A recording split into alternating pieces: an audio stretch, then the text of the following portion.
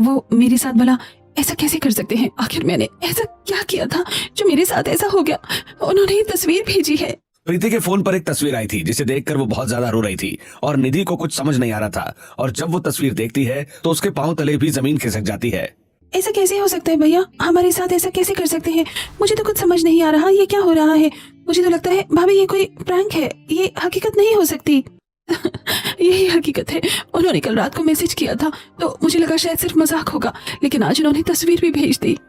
शांति और रमेश को कुछ समझ नहीं आ रहा था। तब निधि उन्हें भी तस्वीर दिखाती है और उसके पांव तले जमीन खिसक जाती है। रोहन ने किसी को भी बिना बताए दूसरी शादी कर ली थी और उसने दूसरी पत्नी के साथ अपनी तस्वीर भेजी थी और प्रीति से तलाक करने को कह रहा था। अभी उषा फोन कर, अभी मैं उसे बताती हूँ घर वालों के साथ ऐसे इतना बड़ा धोखा कैसे कर सकता है। शांति बार बार रोहन को कॉल करती है और रोहन फोन नहीं उठाता। ये लड़का ऐसे कैसे कर सकता है? हमने इसे इतनी दूर दूसरे राज्य में इसलिए नहीं भेजा था कि ये इतना गलत काम करे। हमने इसे वहां पर काबिल बनने के लिए भेजा था और देखा किसने क्या कर दिया। मेरी तो जिंदगी पूरी तरह बर्बाद हो चुकी है। प्रीति रोते हुए कमरे में चली गई थी और बाकी सब भी बहुत ज्यादा गुस्सा और परेशान हो रहे थे। घर का माहौल अचानक से बदल जाता है और पूरे घर में एक तरह से मातम छा गया था। मुझे तो समझ ही नहीं आ रहा कि हम अपनी बहू से नजर कैसे मिलाएंगे। एक तो बहू गर्भवती थी और उसे सरप्राइज देना चाहती थी। ये अक्सर महीने में आखिरी 3 दिन हमारे साथ आकर बिताता था, इसीलिए सोचा था कि उसे सरप्राइज देंगे, लेकिन उससे ही पहले हमें इतना बड़ा सरप्राइज दे दिया। इतना बड़ा कदम उठाने से पहले उसे सोचना चाहिए था और उसे ऐसा गलत काम नहीं करना चाहिए था। सब काफी परेशान और हैरान थे और प्रीति अपने कमरे में रो रही थी और कुछ बीते लम्हों को याद कर रही थी। रोहन दुकान से कुछ सामान ला रहा था और अचानक से बारिश हो जाती है तो वो भीगते हुए घर आता है। अरे अरे, आपको तो सर्दी लग गई। जरा सी बारिश में इतनी सर्दी लग गई। क्या कर सकते हैं, अब तो सर्दी लग चुकी है और इसे भगाने का सिर्फ एक ही उपाय है। कैसा उपाय? अगर तुम्हारे हाथ के गर्मा गर्म चटपटे समोसे खाऊंगा तो ठीक हो जाऊंगा। हाँ तो ठीक है ना, इसी बात पर ध्यान दीजिए। हमारे लिए बढ़िया मस्त गर्मा गर्म चटपटे समोसे। ये सब तो बहाना है। आपको तो हमारे हाथ के चटपटे समोसे खाना है। अभी पीछे से निधि, शांति और रमेश भी आ जाते हैं। ये फरमाइश तो आपने बहुत अच्छी की है भैया, क्योंकि मेरा भी बड़ा मन कर रहा है कि मैं भी भाभी के हाथ के चटपटे समोसे खाऊं। फिर चटपटे समोसे खाकर तो मजा ही आ जाएगा। हाँ बहू, तुम इतने बढ़िया चटपटे समोसे बनाती हो कि बारिश में पकौड़े की जगह तुम्हारे हाथ के चटपटे समोसे ही याद आते हैं। देखा, अब तो घर में हर कोई मेरी तरफ है। अब तो तुम्हें बनाने ही होंगे। समोसे तो बनकर तैयार भी हो गए। और क्या, जब तक तू दुकान पर गया और आया और बाकी सब टीवी देख रहे थे, तब तक बहू ने हम सबके लिए चटपटे समोसे बनाकर तैयार भी कर दिए। वाह, पहले ही हमारी फरमाइश को अच्छे से पूरा कर दिया जा रहा है। ये तो बड़ी कमाल की बात है। उसके बाद सब बारिश में चटपटे समोसे खाते हैं और चटपटे समोसे का मजा लेते हैं। वाह, ये चटपटे समोसे खट्टी मीठी चटनी के साथ तो सच में बहुत ज्यादा अच्छे लगते हैं। ये इमली की लाल चटनी खाकर मजा आ जाता है। हाँ बेटा, मुझे भी ये खट्टी मीठी चटनी चटपटे समोसों के साथ ज्यादा अच्छी लगती है। लेकिन मुझे तो चटपटे समोसे तीखी चटनी के साथ अच्छे लगते हैं। ये धनी की चटनी बहुत अच्छी लगती है। इस तरह सब खुश थे और अगले दिन रोहन बैग पैक करके फिर से काम पर जाने के लिए दूसरे शहर के लिए निकल जाता है। मेरा तो जाने का भी मन नहीं कर रहा। अब पूरा फिर से 1 महीने बाद ही आ पाऊंगा। आपके बिना हमारा भी यहाँ मन नहीं लगता। क्यों ना अभी यहीं रहकर कहीं आसपास किसी कंपनी में नौकरी कर ले। यकीन मानो, मैं यहीं पर जाना चाहता हूँ, पर वहाँ पर नौकरी करना ज्यादा बेहतर है, इसलिए मुझे वहाँ जाना ही होगा। इस तरह रोहन हर महीने के आखिर में 3 दिन के लिए अपने परिवार के पास आया करता था। लेकिन जब अगली बार वो गया तो उसका व्यवहार कुछ बदला बदला लग रहा था। जब रोहन आया तो उसका मूड बड़ा खराब था और प्रीति खुश होकर उसके पास आई। आप आ गए, मुझे बहुत खुशी हुई। चलिए जल्दी से आप हाथ मुंह धोकर आ जाइए। पहले आपके लिए गर्मा गर्म चाय नाश्ता लगा देती हूँ। और उधर मम्मी जी आपके लिए स्वादिष्ट आपकी पसंदीदा आम की चटनी बना रही हैं। साथ ही आपकी पसंदीदा सब्जी घिया कोफ्ते बन गए हैं। ठीक है। इतना कहकर मुंह बनाकर रोहन वहां से चला जाता है और ये व्यवहार देखकर प्रीति को बड़ा अजीब लगता है। तभी शांति भी वहीं दूसरी तरफ एक गोल कुंडी के अंदर आम की चटनी, तीखी चटनी बना रही थी और उसमें कुछ कच्चे और पका हुआ आम का थोड़ा सा रस और साथ में हरी मिर्च, लहसुन और कुछ बड़े कटे प्याज डाल दिए थे और उन्हें अच्छे से कूट रही थी। एक भाभी के हाथ के बढ़िया चटपटे समोसे और एक आपके हाथ के आम की चटनी, इन दोनों के आगे तो बाकी किसी भी चीज का कोई मुकाबला ही नहीं कर सकता। मम्मी जल्दी से आम की चटनी बना दो, बहुत भूख लगी है और इसे इस तरह बनता देखकर मुंह में पानी भी आ रहा है। हाँ हाँ, रुक जा, जरा सब्र कर। आम की चटनी खाने के लिए उसे बड़ी विनम्रता से और अच्छे से कूटना पड़ता है।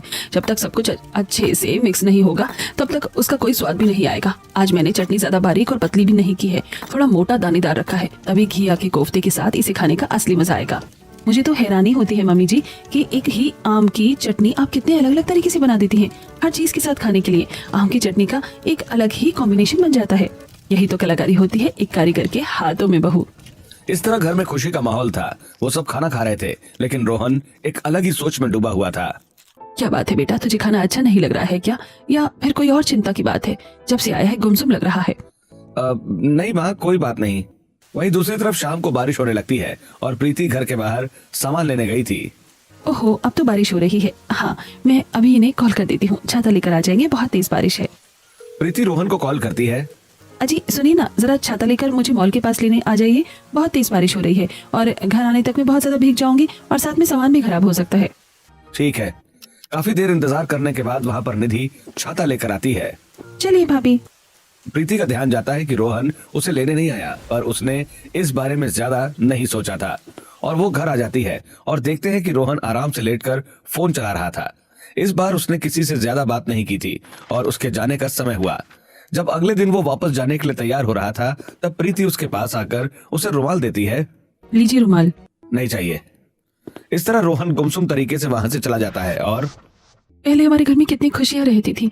मुझे तो लग रहा है कि यही कारण था जिसकी वजह से वो मुझसे बात नहीं कर रहे थे। उन्हें इस तरीके से मेरा दिल नहीं तोड़ना चाहिए था। मैं उन्हें सरप्राइज देने वाली थी कि मैं प्रेग्नेंट हूँ। इस तरह प्रीति का दिल बिल्कुल टूट चुका था और जब शाम को वो कमरे के बाहर आती है, इधर शांति दोनों को कॉल करती है तो एक लड़की फोन उठाकर कहती है, देखो, यहाँ पर बार बार फोन करने की जरूरत नहीं है। मैं रोहन की पत्नी बोल रही हूँ और अब उसका आप लोगों से कोई भी कनेक्शन नहीं है और हम अपनी जिंदगी में बहुत खुश रहना चाहते हैं, तो हमें चैन से जीने दो। ऐसा कहकर लड़की कॉल कट कर देती है और शांति को बहुत गुस्सा आता है। मन तो करता है कि अभी जाकर वहाँ पर दोनों को एक एक चमाट लगाऊं। ऐसा भी भला कोई करता है क्या?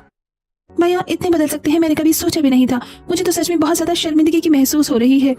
शांति और निधि ने खाना बनाया था और शांति ने प्रीति की पसंदीदा आम की चटनी भी बनाई थी। बेटा खाना खा ले। प्रीति खाना खाने बैठ जाती है। हालांकि उसका खाना खाने का बिल्कुल मन नहीं था, लेकिन वो अपने लिए नहीं बल्कि अपने होने वाले बच्चे के लिए खाना खा रही थी। आंखों में नमी और गले में अटकन थी, फिर भी जैसे तैसे करके खाना बस निगल रही थी। फिर से प्रीति रात को रोते रोते सो जाती है और अगले दिन सुबह उसकी आंखें बुरी तरीके से सूजी हुई थी। यूं ही दिन गुजरते हैं और प्रीति की यही हालत थी, जिसे देखकर शांति कहती है, बेटा हम बहुत ज्यादा शर्मिंदा हैं। मुझे तो सच में यकीन ही नहीं हो रहा कि वो हमारे साथ ऐसा कैसे कर सकता है। सच में हम इस बारे में कुछ भी नहीं जानते थे। अगर हमें पता होता तो हमारा बेटा ऐसा है तो हम कभी भी तुम्हारी जिंदगी खराब नहीं करते। तुम चाहो तो रोहन से अलग होने का फैसला कर सकती हो और सिर्फ हमारी वजह से तुम्हें यहाँ पर रहने की जरूरत नहीं है। ये बात सुनकर प्रीति की आंखों से आंसू बहने लगते हैं। मुझे तो उन्होंने ठुकरा ही दिया। मम्मी जी, तो क्या अब आप सब भी मुझे ठुकराना चाहते हैं? क्या सच में एक दूसरे पर सिर्फ बोझ बन गई हूँ मैं? बिल्कुल नहीं मेरी बच्ची, तुम कभी भी हमारे ऊपर बोझ नहीं बन सकती। बल्कि हम तो बस तुम्हें इस दुख की हालत में नहीं देख सकते। हम तो सच में बहुत शर्मिंदा हैं। बल्कि हम तो चाहते हैं कि तुम हमेशा खुश रहो और भले ही वो हमारा बेटा है, लेकिन इसका गलत काम करने के बाद हम उसे कभी भी अपनाएंगे नहीं और न ही कभी उसके साथ रहेंगे। तो बस मम्मी जी, मुझे कुछ समय के लिए यहाँ पर रहने दीजिए। रात को जब सब सोने की तैयारी करते हैं, प्रीति फिर से छुपकर रोहन को एक बार कॉल करती है, लेकिन रोहन कॉल कट कर देता है और उसे मैसेज करता है। प्रीति मैसेज देखती है, मुझे बार बार मैसेज करने की जरूरत नहीं है। मैं यहाँ पर अपनी दूसरी पत्नी के साथ बहुत खुश हूँ और चुपचाप तुम बस जल्दी से मुझे तलाक के पेपर यहाँ भेज दो। अब इसके बाद तो प्रीति को बहुत ज्यादा गुस्सा आ जाता है। तो ठीक है, मुझे भी अब इनसे बात करने का कोई कोशिश नहीं करनी है। बस बहुत हो गया। पहले प्रीति को बहुत गुस्सा आता है, लेकिन फिर से उसकी आंखों से आंसू बहने लगते हैं, क्योंकि एक तरीके से तो उसकी पूरी दुनिया की काया पलट हो गई थी। दिन गुजरते हैं। एक दिन शांति अपनी पड़ोसन के साथ बाहर बैठी थी। पता नहीं कैसा जमाना आ गया है। अरे कलयुग हो गया है, कलयुग। राजेश की पत्नी उसे छोड़कर चली गई और उसने किसी और से शादी कर ली और उनका तो एक बेटा भी था। हाय रे बाप रे, कैसा जमाना आ गया है। ये सब तो सच में बहुत ही अजीब सी बात है। ऐसे लोगों का क्या ही करें। ये बात सुनकर तो शांति का मुंह बन जाता है और वो काफी परेशान हो जाती है। अरे शांति, ये सब सुनकर तेरा मुंह क्यों बन गया और कौन से ख्यालों में खो गई है? अरे कुछ नहीं, बस ऐसे ही कुछ सोच रही थी कि सच में कितना जमाना खराब हो गया है। हाँ बिल्कुल। अच्छा ये बता, 2 महीने होने को आए हैं और रोहन अब तक घर वापस नहीं आया?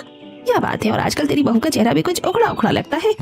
वो बस अभी उसका काम थोड़ा ज्यादा बढ़ गया है, बस इसलिए नहीं आ रहा है। अरे इतना भी क्या काम करना है जो घर वालों को याद नहीं करे। शांति आगे कुछ नहीं बोल पा रही थी, आखिर बोलती भी कैसे। तभी अचानक से बहुत तेज मूसलाधार बारिश होने लगती है और सभी दौड़कर अपने अपने घर जा जाते हैं और शांति बहुत परेशान लग रही थी। क्या बात है, तुम इतनी परेशान क्यों लग रही हो? शांति सारा किस्सा सुना देती है। ये तो सबसे ज्यादा परेशान होने की बात है। एक ना एक दिन तो सबको सच पता चल ही जाएगा और अब तो घर में पैसे भी खत्म होने वाले हैं और रोहन ने भी पैसे भेजने से साफ मना कर दिया है। ऐसा बोलते हुए शांति को बहुत ज्यादा गुस्सा आ जाता है। मुझे तो समझ ही नहीं आ रहा है ये लड़का हमारे साथ ऐसा कैसे कर सकता है और कितना गलत है ये सब करना उसका। उसने हमें अब पैसे भेजने तक छोड़ दिए हैं और हम अब अपना गुजार बसर कैसे करेंगे? मुझे भी समझ नहीं आ रहा। और निधि भी बड़ी मुश्किल से बच्चों को बारिश में ट्यूशन पढ़ाने जा रही है। वो भी बेचारी अभी अकेले क्या क्या करेगी, उसका भी कॉलेज पूरा नहीं हुआ। ये सब कुछ प्रीति ने सुन लिया था और वहीं दूसरी तरफ बारिश में निधि बड़ी मुश्किल से गली को पार करके जा रही थी क्योंकि सड़क पर बहुत ज्यादा पानी भरा हुआ था। सच में बारिश के मौसम में कितनी परेशानी होती है। एक तो हर रोज बारिश होती रहती है और दूसरा कभी पानी भर जाता है तो कभी कुछ और हो जाता है।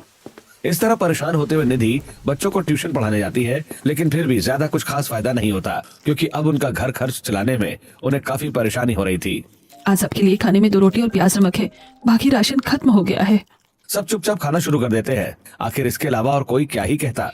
अगले दिन रमेश भी भारी बारिश में काम के लिए जाता है, लेकिन उसे कहीं पर भी काम नहीं मिलता। जब वो घर आता है तो काफी थक भी जाता है। पता नहीं हमारे साथ जिंदगी में अभी और क्या क्या होना बाकी है। मैं तो सच में परेशान हो गया हूँ अपने बेटे से। अब तो उसे अपना बेटा कहने में भी शर्म आ रही है। मुझे तो सबसे ज्यादा अपनी बहू के लिए बुरा लगता है। मैं उसे बिल्कुल भी उदास नहीं देख सकती। उसने हमारे लिए कितना कुछ किया है और हमें वैसे भी किसी की बेटी का दिल नहीं दुखाना चाहिए। वहीं दूसरी तरफ प्रीति भी जगह जगह काम ढूंढ रही थी और आखिरकार उसे एक घर में काम मिल ही जाता है। तो ठीक है, तुम कल से यहाँ पर काम शुरू कर सकती हो, पर तुम्हें खाना तो अच्छे से बनाना आता है ना? जी मालकिन, मैं सब काम बहुत अच्छे से करूंगी, बस आप मुझे काम दे दीजिए। मुझे इस समय काम की सख्त जरूरत है। ठीक है, तुम कल से काम शुरू कर सकती हो। उसके बाद प्रीति घर आ जाती है और प्रीति को आता हुआ देखकर, अरे बेटा, तुम बाहर कहाँ चली गई थी, वो भी हमें बिना बताए? बस मम्मी जी, मैं अपने लिए काम ढूंढने गई थी और मुझे आखिरकार काम मिल गया। अरे बेटा, तुम्हें परेशान होने की जरूरत नहीं है। आखिर तुम इस हालत में काम कैसे करोगी? तुम चिंता मत करो, ससुर और काम ढूंढ रहा है और हम भी कोशिश करेंगे कि हमें भी कहीं ना कहीं काम मिल जाए। इस तरह तुम्हें परेशान नहीं कर सकते हम। मेरे होते हुए मैं भी आप दोनों को काम नहीं करने दे सकती। बारिश का मौसम है और आपको वैसे भी जोड़ों की प्रॉब्लम है, इसलिए आप चिंता मत कीजिए। मुझे एक बहुत ही अच्छी जगह काम मिल गया है। लेकिन बेटा, हम नहीं चाहते कि तुम्हें इतनी परेशानी हो। भला काम करने में कैसी परेशानी होगी पिताजी? आप चिंता मत कीजिए, मैं काम अच्छे से कर लूंगी और आप लोग प्लीज मुझे काम करने से मना मत कीजिए। मैं जितना बिजी रहूंगी उतना ही मेरा दिमाग भी शांत रहेगा। हालांकि शांति और रमेश प्रीति को काम करने से मना करते हैं, लेकिन प्रीति ये बात नहीं मानती और वो अगले दिन से ही काम करना शुरू कर देती है। प्रीति वहाँ पर काफी अच्छा काम कर रही थी। तुम तो अपना काम बहुत अच्छे से करती हो, शाबाश। जी शुक्रिया। उसके बाद प्रीति बाकी काम करने लगती है और रसोई में खाना बनाने चली जाती है। इसने कोई भी श्रृंगार नहीं किया है, सिर्फ एक सिंदूर लगाया है और इतनी उदास रहती है। आखिर बात क्या हो सकती है? प्रीति चुपचाप अपना सारा काम कर लेती है और रात को घर वापस आ जाती है। यूं ही दिन गुजरते हैं। एक दिन बहुत तेज बारिश हो रही थी और उस दिन प्रीति की छुट्टी थी। तब उनके घर पर एक पड़ोसन आती है। अरे शांति, क्या बात है, आजकल देख रही हूँ तू भी घर से बाहर नहीं निकल रही। अरे बस क्या बताऊँ, इतनी ज्यादा बारिश होती है, इस बारिश में कहीं घर से बाहर निकलने का समय ही नहीं मिलता और न ही मन करता है। पूरा दिन बस चिपचिपा हो जाता है और घर से बाहर भी देखो तो कितना पानी भरा हुआ है। हाँ सो तो है। अच्छा, अपने बहू से बोलकर आज बढ़िया सी चाय और साथ में गर्मा गर्म चटपटे समोसे बनवा दे। मेरा खाने का बड़ा मन कर रहा है और साथ में तेरे हाथ की बनी आम की चटनी। तुमने उसका कॉम्बिनेशन कितना अच्छा बनाया था। हाँ, लेकिन बहू की तबीयत बिल्कुल भी ठीक नहीं है, इसलिए ऐसे में उसे कहना ठीक नहीं होगा। तभी प्रीति वहाँ से आती है और, क्या बात है बेटा, आजकल तेरे चेहरे के 12 क्यों बजे रहते हैं? पहले की तरह चमकती भी नहीं है। सुना है आज तुम्हारी तबीयत खराब है, लेकिन मेरा तो तुम्हारे हाथ के चटपटे समोसे और आम की चटनी खाने का बड़ा मन कर रहा था। लेकिन तबीयत खराब है तो ऐसे में कहना अच्छा नहीं लगेगा, इसलिए बाद में जरूर खाने आऊंगी। ये सब सुनकर प्रीति की आंखों से आंसू छलक जाते हैं और वो वहाँ से चली जाती है। और अरे तेरी बहू को क्या हो गया अचानक से? मेरी बहू गर्भवती है, इसलिए हमेशा उसको थोड़ा बहुत ऐसे ही मन मचल जाता है। बारिश में भीगते हुए प्रीति बेसुध होकर सामने जा रही थी। उन्हें मेरे साथ ऐसा नहीं करना चाहिए था। आज बारिश हो रही है तो सबके लिए गर्मा गर्म चटपटे समोसे बना दिए हैं मैंने, लेकिन मुझे लगा था कि कल की बनाई हुई इमली की खट्टी मीठी चटनी और धनिया की चटनी रखी है, लेकिन मैं तो भूल ही गई थी कि वो खत्म हो गई है। क्या कहा? चटनी नहीं है तो इतना स्वाद नहीं आएगा। सब चाय के साथ चटपटे समोसे खा लेते हैं, लेकिन प्रीति फिर से खट्टी मीठी आम की चटनी निकाल कर लाती है और उसके साथ जब वो चटपटा समोसा खाती है तो उसे बड़ा स्वादिष्ट लगता है। इस कॉम्बिनेशन को खाकर देखिए, सच में बहुत अच्छा लग रहा है। इयो, भला आम की चटनी के साथ चटपटे समोसे कौन खाता है? सच कह रही हूँ, बड़ा अच्छा लग रहा है। लाओ, अगर तुम्हें अच्छा लग रहा है तो सच में अच्छा ही होगा। मैं भी खाकर देखता हूँ। रोहन भी खाता है और उसे भी चटपटे समोसे के साथ आम की चटनी बहुत अच्छी लगती है। ये तो सच में लाजवाब और स्वादिष्ट है। मजा आ गया। लेकिन किसी को मेरे पर विश्वास ही नहीं हो रहा था। कोई बात नहीं, कोई और कभी तुम पर विश्वास करे या ना करे, लेकिन मैं हमेशा करूंगा और सबसे पहले मैं ही तुम्हारा साथ दूंगा। प्रीति खुश हो जाती है। प्रीति बारिश में उदास होकर जा रही थी और उसकी आंखों से आंसू बह रहे थे और साथ में उसके चेहरे पर बारिश की बूंदें गिर रही थी। लेकिन तभी अचानक से फुल स्पीड में सामने से गाड़ी आ रही थी। लेकिन जल्दी से सुनीता प्रीति का हाथ पकड़कर उसे साइड में खींच लेती है और उसे बचा लेती है। ये तुम क्या कर रही हो प्रीति? आखिर तुम्हारा ध्यान कहाँ था? अगर कुछ बड़ा हादसा हो जाता तो? हो जाता तो हो जाता, मुझे इन सब चीजों की कोई परवाह नहीं है।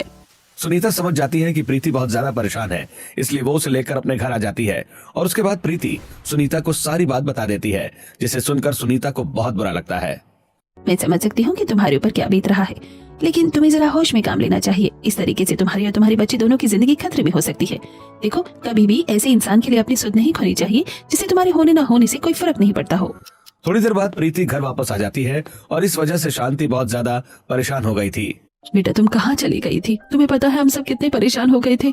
जी मम्मी जी, मुझे माफ करना, लेकिन अब मैं ठीक हूँ। शांति भी प्रीति को कभी अकेला नहीं छोड़ती थी। वो हमेशा उसके साथ रहती थी और उसका बहुत अच्छे से ध्यान रखती थी। शांति ही प्रीति को खाना बनाकर खिलाती थी। यूं ही दिन गुजर रहे थे और प्रीति सुनीता के घर पर भी अच्छा काम कर रही थी। और एक दिन वो सबके लिए चाय पकौड़े बना रही थी। सब बड़े मजे से चाय पकौड़े खाते हैं और थोड़ी देर में। अच्छा प्रीति, इनमें से कुछ आम हैं जो आधे खराब हैं और आधे ठीक हैं, लेकिन इन्हें फेंक देना। आखिर ये क्या ही काम आएंगे? अगर ये आपके काम नहीं आएंगे तो क्या मैं इन्हें ले जा सकती हूँ? हाँ ठीक है, और तुम चाहो तो थोड़े बहुत साफ आम भी लेकर जा सकती हो। उसके बाद प्रीति आम लेकर घर आ जाती है और उसका चटपटे समोसे और आम की चटनी खाने का बड़ा मन कर रहा था, इसलिए शांति उसके लिए आम की चटनी बनाती है और साथ में प्रीति सबके लिए चटपटे समोसे बना रही थी। उसने सबसे पहले उबले हुए आलू में नमक मिर्च मसाला डालकर और साथ में थोड़े से प्याज छोटे छोटे बारीक काटकर और उन्हें भूनकर उसके अंदर मिक्स कर दिया।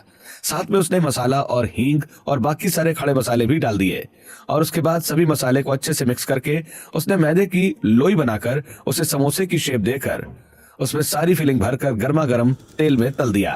भाभी, सच में आपके चटपटे समोसे खाने के लिए तो हर कोई बहुत इंतजार करता है। हाँ, मेरी मम्मी अक्सर हमें चटपटे समोसे खिलाया करती थी। उनका समोसे बनाने का तरीका बहुत अलग था। मैं भी बिल्कुल उन्हीं की तरह समोसे बनाती हूँ। वहीं दूसरी तरफ शांति ने आम की पतली खट्टी मीठी चटनी बनाकर तैयार कर दी थी और उसके बाद सब साथ बैठकर चटपटे समोसे आम की चटनी के साथ खाते हैं। ये तो सच में बहुत ही स्वादिष्ट है। हाँ बिल्कुल, बहू ने ये कॉम्बिनेशन अच्छा बनाया था। सब चटपटे समोसे और आम की चटनी खा लेते हैं और अगले दिन प्रीति सुनीता के लिए कुछ आम की चटनी लेकर जाती है और उसके लिए वहां पर गर्मा गर्म चटपटे समोसे बनाती है। और जब सुनीता ये कॉम्बिनेशन खाती है तो उसे भी बहुत स्वादिष्ट लगता है। ये तो सच में बहुत ही ज्यादा लाजवाब है। सच में इसे खाकर मजा ही आ गया। आखिर किसने सोचा था कि चटपटे समोसे के साथ आम की चटनी का इतना अच्छा कॉम्बिनेशन हो सकता है? जी, मेरी सास हर तरह की अलग अलग आम की चटनी बना सकती हैं। उन्होंने इसे छोड़ बारीक और खट्टा मीठा करके तैयार किया ताकि इसका समोसे के साथ कॉम्बिनेशन अच्छा लगे। दिन गुजरते हैं। एक दिन प्रीति सुनीता की छत पर कपड़े धो रही थी और वो गिरते गिरते बच जाती है क्योंकि सुनीता ने उसे पकड़ लिया था। अरे आराम से प्रीति, जरा संभल कर काम करो। जी शुक्रिया मालकिन।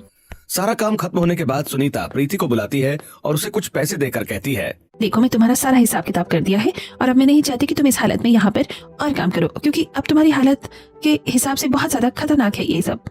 मालकिन ऐसा मत कीजिए, ये काम मेरे लिए बहुत ज्यादा जरूरी है। लेकिन इस समय काम करने की तुम्हारी बिल्कुल भी हालत नहीं है।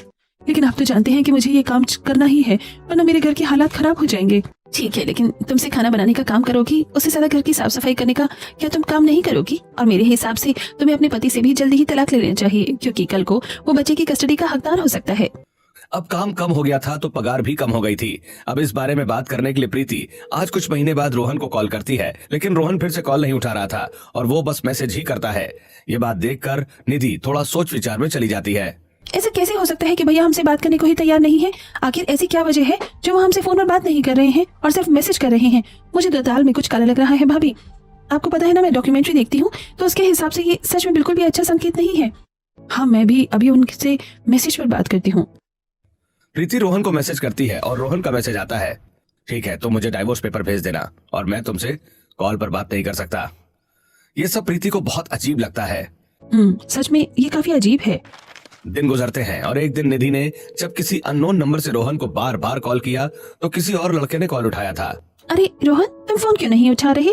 क्या तुम इतनी जल्दी अपने दोस्त को भूल गए? यहाँ पर कोई रोहन नहीं रहता। किसी और की आवाज सुनकर और ये बात सुनकर निधि को बहुत बड़ा झटका लगता है। वहीं दूसरी तरफ सुनीता ने प्रीति के लिए एक काम दिया था। मैं जानती हूँ कि तुमसे ज्यादा बेहतरीन खाना कोई और नहीं बना सकता, और खासकर चटपटे समोसे और आम की चटनी का कॉम्बिनेशन तो सबको पागल ही कर देगा। इसलिए यहाँ पर इसके बेटी की पार्टी है और तुम्हें काफी अच्छा मुनाफा हो सकता है, तो तुम वहाँ पर जाकर खाना बना सकती हो। शुक्रिया मालकिन। इतना कहकर प्रीति वहां से चली जाती है और कुछ दिन बाद एक पार्टी में जाकर उसे चटपटे समोसे और आम की चटनी बनानी पड़ती है और साथ में थोड़ा बहुत खाना भी बनाना पड़ता है। और उसकी मदद करने के लिए साथ में शांति भी वहां पर आई थी। रुको बहू, तुम्हें कोई भी भारी सामान नहीं उठाना है, जो भी काम है मैं करूंगी, ठीक है? तुम बस आराम से वहाँ पर बैठकर खाना बनाओ। इस तरह दोनों सास बहू बहुत मेहनत कर रहे थे और सभी लोग खाने से इतना ज्यादा खुश हो जाते हैं कि वहाँ के मालिक उन्हें तय कीमत के साथ कुछ बोनस टिप भी दे देते हैं। आपका खाना सच में बहुत स्वादिष्ट था, इसलिए हम आपको बोनस दे रहे हैं। जी आपका बहुत बहुत शुक्रिया। इस तरह प्रीति को आइडिया आता है कि क्यों ना वो अपना चटपटे समोसे के साथ आम की चटनी का ठेला भी शुरू करे। इसलिए मिले हुए पैसों से वो ठेला और जरूरत का सामान खरीद लेती है और शांति और प्रीति अपना नया काम शुरू कर देते हैं। उन्होंने सस्ते दाम से चटपटे समोसे और आम की चटनी बेचना शुरू किया। तो चलिए मम्मी जी, आज हमारा पहला दिन है, चलकर हम धमाल मचाते हैं। उसके बाद ठेला लगाकर शांति और प्रीति घर से निकल जाती हैं, लेकिन शुरुआत में उन्हें बहुत सारी मुसीबतों का सामना करना पड़ता है। जैसे अचानक से बारिश आ जाती है तो उन्हें उससे बचने के लिए पन्नी या तिरपाल लगाना पड़ता है, लेकिन वो हट गया तो बारिश का पानी जब तेल में आया तो उसमें कुछ गर्म चींटे प्रीति के ऊपर आकर गिर गई। मेरा हाथ जल गया। अरे बेटा, जरा आराम से कर वरना दिक्कत हो जाएगी। शांति जल्दी से प्रीति के हाथ पर ठंडा पानी डाल देती है और उसके बाद थोड़ी सी हल्दी लेकर उसके हाथ पर लगा देती है। इस तरह दोनों को बड़ी मेहनत करनी पड़ती थी और उन्हें दूसरी तरफ नहीं, पुलिस स्टेशन में कंप्लेंट दर्ज करवा दी थी, जिसमें इन्वेस्टिगेशन में कुछ दिन बाद पता चलता है कि किसी और ने रोहन का फोन ले रखा था और वो ये सब मैसेज कर रहा था। जब वो आदमी सामने आता है, तुमने ये सब क्यों किया? हाँ तुम जानती नहीं हो कि मैं तुमसे कितना प्यार करता था, लेकिन तुमने मुझसे शादी करने से मना कर दिया। इसलिए मैंने तुम्हारे पति को रास्ते से हटा दिया और सोचा कि जब तुम दोनों का तलाक हो जाएगा तो फिर से तुम्हारी जिंदगी में आ जाऊंगा। उसके बाद पुलिस ऑफिसर्स उसे गिरफ्तार करके वहां से ले जाते हैं और ये सब सुनने के बाद तो प्रीति के पांव तले जमीन खिसक जाती है। इसका मतलब हमारे पति? चिंता मत कीजिए, हमें इन्वेस्टिगेशन में पता चला है कि आपके पति ने जान बचाने के लिए नदी में डुबकी लगाई थी, इसलिए हो सकता है कि वो एकदम अभी ठीक हो और हम उनकी जांच पड़ताल कर रहे हैं। कुछ दिन बाद दूसरे स्टेट के ऑफिसर्स से कनेक्ट करने के बाद पता चलता है कि रोहन वहीं पर एक गांव के एक परिवार के पास रह रहा था। उसकी याददाश्त चली गई थी और उन लोगों ने उसकी जान बचाई। रोहन को वहां से वापस लाया जाता है, लेकिन रोहन को कुछ भी याद नहीं था। पुलिस वाले रोहन को घर लाते हैं। इन्हें आराम से और प्यार से रखिएगा और जब ये यहाँ पर सबके साथ रहेंगे तो हो सकता है कि उनकी याददाश्त लौट आए। रोहन को कुछ भी याद नहीं था, इसलिए वो किसी से भी कोई बात नहीं कर रहा था, लेकिन पूरा परिवार भावुक हो रहा था क्योंकि उन्होंने इतने समय से रोहन को गलत समझा और पता नहीं इतने समय से मेरे बच्चे ने क्या क्या झेला होगा। बिल्कुल मम्मी जी, हमने उनके ऊपर भरोसा नहीं किया, जबकि हमने बाकी सब झूठे सबूतों पर विश्वास कर लिया। कितने सारे हिंट थे हमारे सामने कि ये हमसे बात नहीं कर रहे थे। लेकिन मुझे सबसे ज्यादा खुशी इस बात की है कि हमारा बच्चा सही सलामत वापस आ गया। बस अब इसकी याददाश्त भी वापस आ जाए। अभी रोहन की याददाश्त वापस नहीं आई थी, इसलिए शांति और प्रीति ही हर रोज अपना थैला ले जाकर बारिश में खूब मेहनत कर रही थी और पैसे कमा रही थी ताकि वो रोहन का अच्छे से इलाज करवा सके। एक दिन तो इतनी तेज बारिश हो रही थी कि उनका ठेला ही फंस जाता है। सच में बारिश में कितनी मुश्किल है मम्मी जी। हाँ बेटा, हमने तो रेनकोट पहन लिया, लेकिन इस ठेले को भी सही जगह पर ले जाने में कितनी मुसीबत होती है। दोनों समोसे बेचने जा रही थी, लेकिन उनका ठेला पलट जाता है और सारा सामान खराब हो जाता है, जिसकी वजह से उन्हें नुकसान होता है और आज वापस घर आना पड़ता है। इस तरह बारिश में उन्हें बहुत ज्यादा संघर्ष करना पड़ रहा था। दिन गुजरते हैं, रोहन के चेकअप होते हैं और प्रीति और शांति काफी मेहनत कर रही थी। एक तरफ निधि रोहन को सब कुछ बता रही थी और उसे पुरानी फोटो एल्बम दिखा रही थी। इस दिन आप दोनों पहली बार मिले थे और आप दोनों के बीच गलतफहमी हो गई थी, लेकिन आप दोनों की जोड़ी एकदम ही थे। दोनों को एक दूसरे की परवाह थी। मुझे दुख है कि आपको कुछ भी याद नहीं भैया। आप हमेशा मुझे छुटकी कहकर बुलाते थे। अच्छा, मेरी शादी को कितना समय हो गया? अभी 2 महीने बाद 2 साल हो जाएंगे। एक दिन जब प्रीति और शांति चटपटे समोसे और आम की चटनी बेचने गई थी और जब वो रात को घर लौटती हैं तो देखती हैं कि रोहन ने सबके लिए दाल बाटी चूरमा बनाया था। ये आपने? हाँ, मुझे सब याद आ गया है और इसलिए सबके लिए ये बनाया है। मुझे हर रोज निधि कई सारी बातें बताती थी, जिसकी वजह से मुझे फ्लैशबैक आता और फिर सपने आते, तो इस तरह धीरे धीरे सब कुछ याद आने लगा। भगवान का लाख लाख शुक्र है कि सब कुछ ठीक हो गया है। मुझे भी खुशी है कि सब ठीक हो गया। सच में भगवान की अति कृपा है कि कितनी बड़ी मुसीबत आई लेकिन फिर भी कोई नुकसान नहीं हुआ। हाँ तो चलिए इसी खुशी से सबसे पहले सभी दाल बाटी चूरमा खाते हैं और फिर चटपटे समोसे और साथ में आम की चटनी का भी मजा लेते हैं। आज हम सब बाहर चौखट पर बैठकर खाएंगे और साथ में बारिश का मजा भी लेंगे। इस तरह सब घर के बाहर बनी दहलीज पर बैठकर एक साथ मिलकर खाना खा रहे थे और साथ में बारिश का मजा ले रहे थे।